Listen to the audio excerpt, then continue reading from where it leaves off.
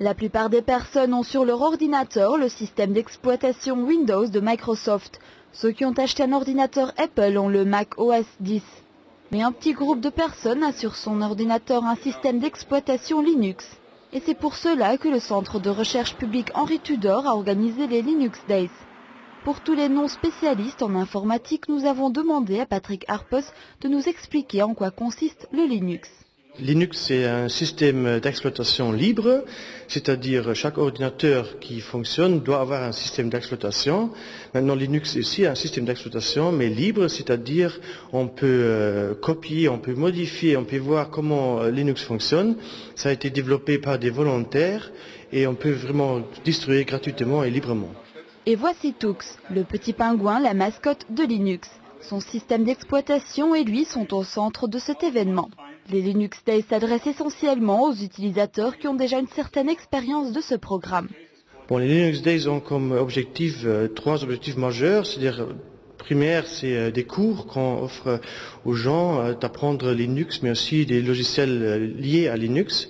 Deuxièmement, ce sont des conférences, des thèmes spécifiques, des techniques.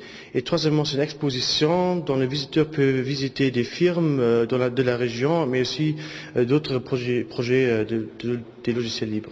L'exposition propose un programme varié. On vous y montre notamment comment téléphoner au travers de l'Internet. C'est ce qu'on appelle dans le jargon un Voice over IP. À un autre stand, les spécialistes démontrent que le système Linux fonctionne aussi bien sur un PC normal que sur un Macintosh ou même un vieux Sun Computer. Sont également présents différentes firmes qui ont retravaillé le programme pour l'adapter à leurs besoins propres, de même que le Linux, groupe luxembourgeois d'utilisateurs du programme Linux.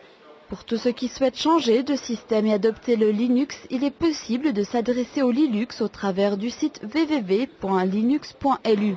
Le système d'exploitation a notamment été installé dans certaines écoles. Le centre de recherche Henri Tudor utilise également le Linux, du moins dans certains domaines. On utilise Linux depuis longtemps. D'abord, on avait utilisé Linux sur les serveurs, mais maintenant, on commence de plus en plus l'utiliser sur les desktops.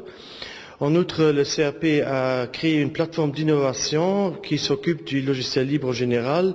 Et il y a tous les partenaires qui sont bienvenus sur cette plateforme d'y participer et d'échanger des expériences. L'exposition, les tutorials et les conférences se poursuivront jusqu'au 27 janvier. Pour plus d'informations, le site www.linuxdays.lu est à votre disposition.